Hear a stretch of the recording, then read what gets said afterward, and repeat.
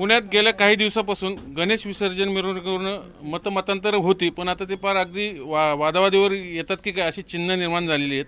कारण प्रत्येकजण आपापली स्वतंत्र घोषणा करून मोकळा होतोय, त्यामुळे कोणाचा कोणाला ताळमेळ आहे की नाही. खरं तर एवढ्या वर्षाची परंपरा आहे पुण्याच्या गणेश विसर्जन मिरवणुकीला, पण पहिल्यांदाच एवढे मतभेद समोर येताना बघायला मिळतात.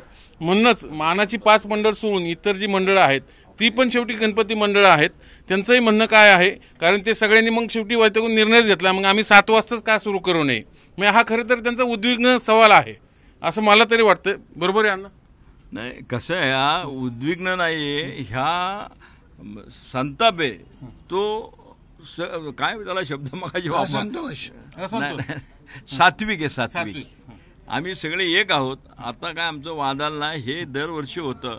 फक्त ह्या वर्षीचं वेगळेपण असे की ह्या वर्षी काहीतरी कृतीचं पाऊल पुढं पडत आहे आणि आम्ही वादभेद काय करत नाही. आम्ही मानाचे, सन्मानाचे आणि इतर सगळे गणपती आम्ही आमच्यात संवाद ठेवतोय आणि संवादानेच हे परिवर्तन आम्ही घडू याच्याबद्दल आमच्या मनात बिलकुल शंका नाही. एक आणि दुसरं सगळ्यात महत्त्वाचं, तुमची आम्हाला जी मदत पाहिजे ते महाराष्ट्र शासनाने गणेश उत्सव हा महाराष्ट्राचा उत्सव जाहीर केला आहे. त्यासाठी काही निधी त्यांनी डिक्लेअर केलेला आहे. पण काल आम्हाला असं समजलं की तो निधी खड्डे दुरुस्त करायला, लाईट लावायला, तर याच्यासाठी महापालिका सरकारची खाती आहेत, त्याच्यामार्फत ते होईल. पण हा निधी जो आहे तो थेट गणपती मंडळाला, कार्यकर्त्याला, चळवळीला मिळावा आणि इव्हेंट मॅनेजर सांभाळण्यापेक्षा मुवमेंटला मदत व्हावी असं आमचं म्हणणं. मुवमेंटला मदत व्हावी, एवढी वर्ष तुम्ही या मुवमेंटमध्ये आहात. चळवळ आहे टिळकांनी सुरू केलेली, पण आज अशा पद्धतीने मान अपमान नाट्य सुरू होत असेल तर बरोबर नाही. मान अपमान वगैरे असं काही नाट्य झालेलं नाही. ही चर्चा झाली का मंडळाचे कार्यकर्ते या ठिकाणी आले, अनेक विषयावर सांगोपांग चर्चा झाली. पैकी 2 प्रमुख विषय होते की ही जी मिरवणूक 35-40 तास चालते ती लवकर संपली पाहिजे. यावर्षी मिरवणुकीच्या दुसऱ्या दिवशी ग्रहण आहे, ग्रहणामध्ये विसर्जन करायला लागू नये म्हणून त्याच्या अगोदर संपली पाहिजे, हा एक विषय. आणि दुसरं, प्रत्येक मंडळाने आपल्या गणपतीच्या समोर एकच वाद्य किंवा एकच ढोललेजीम किंवा एकच पथक ठेवलं पाहिजे, अशा विषयावरती या ठिकाणी चर्चा झाली. मिरवणुकीबद्दल म्हणाल तर या ठिकाणी आम्ही अशी मतं व्यक्त केली की शेवटी पुण्यात पूर्वी एकच लक्ष्मी रोड होता, एकाच मार्गाने मिरवणूक जायची, त्यात सुरुवातीचे 5, शेवटचे 2 असे मानाचे गणपती होते. आता त्या एका मार्गाचे 6 मार्ग झालेले आहेत. उरलेल्या 5 मार्गावरती मानाचे गणपती नसतातच, पण त्या 5 मार्गावर देखील मिरवणूक सकाळी 7ला का सुरू करू नये, हा त्याच्यामध्ये विषय. याच्यामध्ये कोणाचा उपमर्द करायचा विषय नाही, कोणाचा अपमान करायचा विषय नाही. जितका मी माझ्या गणपती उत्सव साजरा करतो मंडळाचा, तितक्याच प्रेमाने, भक्तिभावाने मी दगडूशेठला जातो, मंडईत जातो, जोगेश्वरीला जातो. गणपती शेवटी हा एकच आहे आणि गणेश उत्सव मुळात टिळकांनी सुरू केला, हा समाज जागृतीसाठी सुरू केला. आत्तापर्यंत इतिहास पाहिला तर त्याच्यामध्ये अनेक वेळा बदल झालेले आहेत. त्याच्यामध्ये पूर्वी 1 वाजता मिरवणूक निघायची, आता 10 वाजता निघते, ती 7ला करा असा आमचा आग्रह आहे. पूर्वी पुण्यामध्ये गणेश फेस्टिवल नव्हतं, कलमाडी खासदार झाल्यानंतर त्यांनी गणेश फेस्टिवल सुरू केलं, त्याला पुणेकरांनी मान्यता दिली.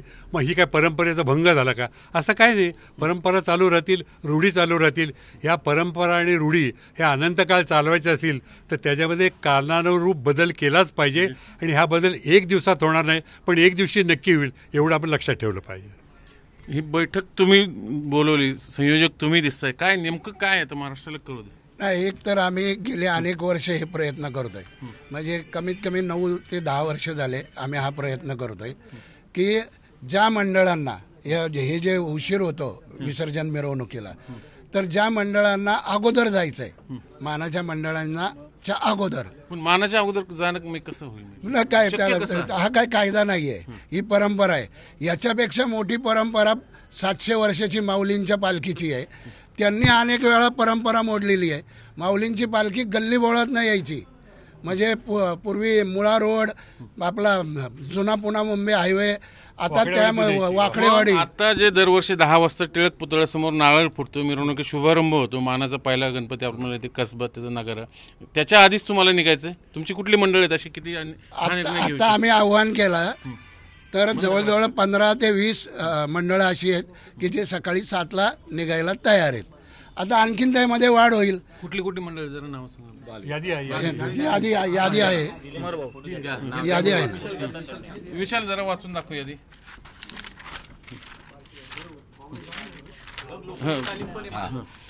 बाल विकास मंडळ आप्पा बळवंत चौक, बजरंग मित्र मंडळ आप्पा बळवंत चौक, गरुड गणपती स्वतः लक्ष्मी रोड, शिवाजी मंडळ शिरोळे काकांचं, लोखंडे तालीम लक्ष्मी रोड, बाल साईनाथ अजय दराड्यांचं, बढाई समाज, त्याच्यानंतर शाहू चौक, नेहरू तरुण मंडळ, अजून किती आहेत या लोकांनी दिले. बैठकीला किती जण आले होते? बैठकीला नाही म्हणले 60-70 म्हणजे कार्यकर्ते होते. त्यांचं प्रत्येकाचं उत्तर असं आलं की आम्ही मंडळात जाऊन चर्चा करतो, आम्हाला हा जो काय आपला ठरलेलं आहे ते आम्हाला पटण्यासारखं आहे, आम्ही आमचे विचार मंडळात ठेवतो व लवकरच आम्ही तुमच्याशी संपर्क साधतो. तुमचं मंडळ कुठलं? आमचं लोखंडे तालीम. काय म्हणणं? आम्ही सकाळी 7ला जाण्यासाठी रेडी आहेत. जे मंडळांचे बाकीच्यांचे जे निर्णय आहेत त्या निर्णय प्रशासनाने समजा नाही परवानगी दिली तर प्रशासनाचा काही संबंधच येत नाही ना.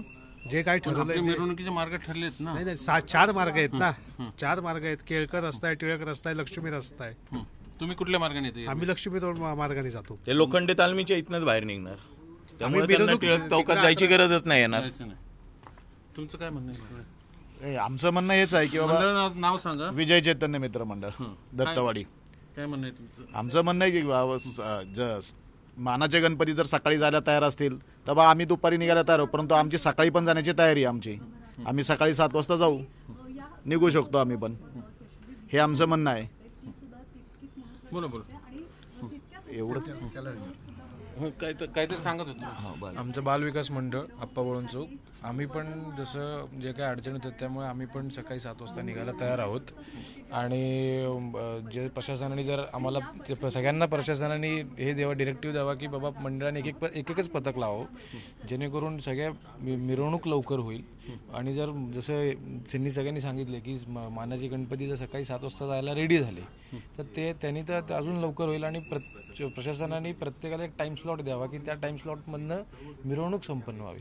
पट्टा जो आहे city post to Alka talkies चौक हा फक्त 1.5 किलोमीटरचा पट्टा आहे. आणि त्या 1.5 किलोमीटरच्या पट्ट्यासाठी जर 8 आणि 9 तास फक्त पहिल्या 5 मंडळांना लागत असेल तर त्यामुळे बाकीच्या मंडळांना खूप त्रास. तुमचं मंडळ कुठलं? बालविकास मंडळ योगेश्वरी. संजयराव, मला माहिती तुम्ही पहिल्यापासून या विषयावर लावून धरताय. मला आठवतंय हायकोर्टात पण गेले होते, पण पुढं काही होताना दिसत नाही. यावेळेस होईल असं वाटतं मला? प्रयत्न करतोय आम्ही सगळेच जण, मी, भाऊ, अंकुश काकडे, आणखीन काही मंडळ आहेत, प्रमुख लोक आहेत पुण्यातली. थेट मागणी काय सांगा? काय सकाळी 7 वाजता ज्या मंडळांना जायचंय त्यांना परवानगी द्यावी. 7 वाजता जायचं, त्यांना जाऊ द्यावं. तुमची आहे तयारी? आहे ना, तयारी आहे ना. अहो, कोणाला नको आहे? कारण की 3 दिवस म्हणजे विसर्जन मिळूच्या आदल्या दिवशी गणपती मंडळ लाईनीत लागतात आणि 3ऱ्या दिवशी त्याचं विसर्जन होतं. कोणाला वाटत नाही की माझ्या गणपती बाप्पाचं विसर्जन एकाच दिवसात व्हावं? निश्चित व्हायला पाहिजे एका दिवसात. जर माझं मंडळ शहीद भगतसिंग चौक मित्रमंडळ गुरुवारपेठ. तुम्ही कुठल्या मार्गाने जाता? आमचा टिळक रोडने असतो, पण लक्ष्मी रोडचा परिणाम टिळक रोडवर का होतो तर जोपर्यंत यांचं विसर्जन होत नाही तोपर्यंत टिळक रोडचे गणपती पुढे सोडले जात नाहीत. या 5 मंडळ जोपर्यंत विसर्जन होत नाही त्यामुळे कुमटेकडचं पण सोडत नाहीत, टिळक रोडचे पण सोडत नाहीत आणि कुठल्याच रोडचे सोडत नाहीत.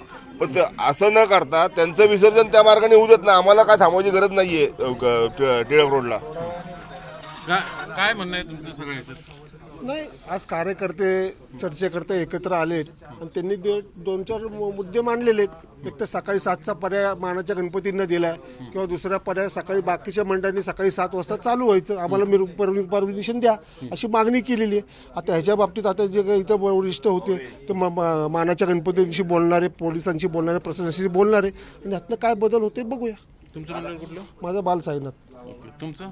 खडक सार्वजनिक गणेशोत्सव मंडळ, उत्सव प्रमुख ऋषिकेश बालगुडे. काय म्हणणं काय तुमचं?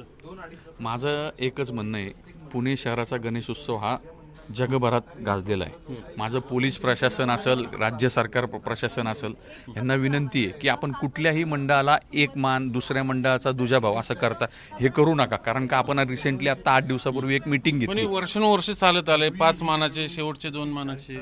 नाही 5 मानाचे हे वर्षानुवर्ष नाही चालत आलेलं. हा पुणे महानगरपालिकेच्या मान्य जे पूर्वीचे महापौर होते त्यांनी नारळ दिला म्हणून हा मान हा शब्द पडलेला आहे. मेहरबान कोर्टाने सुद्धा हे सांगितलेले की फक्त ग्रामदैवत कसबा हीच नोंद आहे, मान हा शब्द कुठं नाही. नंतर हो, ग्रामदैवत. काय तुमची? आमची मागणी आहे की सर्व जी गणेश मंडळ आहेत सगळ्यांना समान न्याय द्या, कुठल्या एकच न्याय द्या. असं म्हणणं आहे मागणी आमची. ह्या मिरवणुकीला जो 36-38 तास वेळ लागतोय आणि यात मिसमॅनेजमेंट बरंच आहे. कारण मानाचे गणपती 11 वाजता निघतात आणि संध्याकाळी 7 वाजेपर्यंत त्यांचंच विसर्जन चालतं. अख्खा दिवस तेच खातात. अख्खा दिवस ते खातात. 12 वाजता कोर्टाच्या ह्याच्याप्रमाणे आपला स्पीकर बंद किंवा बाकीची मिरवणूक बंद होते. 4 तास, 400 मंडळांना 4 तास आणि या 5 मंडळांना 9 तास. आमचं म्हणणं हेच आहे की बाबा हे मिसमॅनेजमेंट झालं, यांनी सकाळी 7 वाजता चालू करावं, प्रत्येकाला एक वेळ देण्यात यावी. एक तर तुम्ही 7 वाजता नाही तर आम्हाला येऊ द्या. आम्हाला तरी येऊ द्या. ह्या 2 गोष्टी नक्की. स्पीकरच्या बाबतीत माननीय पोलीस आयुक्तांनी सांगितलंय की स्पीकरवाल्यांवर काही जर जास्त दाबले तर गुन्हे दाखल करणार म्हणून, आणि होतात आहेत गुन्हे दाखल. तर माझं आयुक्तांना म्हणणं आहे की आपण सांगितलं निर्बंध मुक्त, मग जर ढोल ताशा पथकांच्या बाबतीत तुम्ही वेगळी नियमावली करत असाल, मेहरबान कोर्टाने तुम्हाला सांगितलेलं आहे की आवाजाची मर्यादा पाळा, हे प्रत्येक गणेश मंडळ पाळतं. मग काही मंडळांच्या बाबतीत आपण काय करणार, त्याबाबत निर्बंध मुक्त करणार, काही मंडळांना गुन्हे दाखल करणार, याबाबत पण स्पष्टीकरण द्यावं ना. म्हणजे आता यांनी खरं खूप महत्वाचा मुद्दा मांडला. मानाच्या 5 मंडळांना किती 7 तास ना 9 तास 9 तास आणि बाकीचे 4 तास लागतात. बाकीच्या मंडळ 4 तास लागतात. 400 मंडळांना जवळ 4 तास लागतात. म्हणजे हा भेदभाव का, हा त्यांचा बेसिक आणि मूलभूत सवाल आहे. आशा करूया जे मानाची मंडळे यांची समस्या काय ती जाणून घेतील आणि यातनं काहीतरी मार्ग काढतील. कारण शेवटी पुण्याची गणेश विसर्जन मिरवणूक एक मोठी परंपरा आहे, ऐतिहासिक मिरवणूक मानली जाते. त्यात दरवर्षी असे कुरबुरे ऐकू येतात, पण यंदा ते मोठ्या प्रमाणात ऐकायला येतात. त्यामुळे यातनं काहीतरी मार्ग हा काढावाच लागेल, अन्यथा या कुरबुरी वाढत जातील. व्हिडिओ जर्नलिस्ट विकी कांबळेसह चंद्रांत फुंदे, जे मीडिया, पुणे.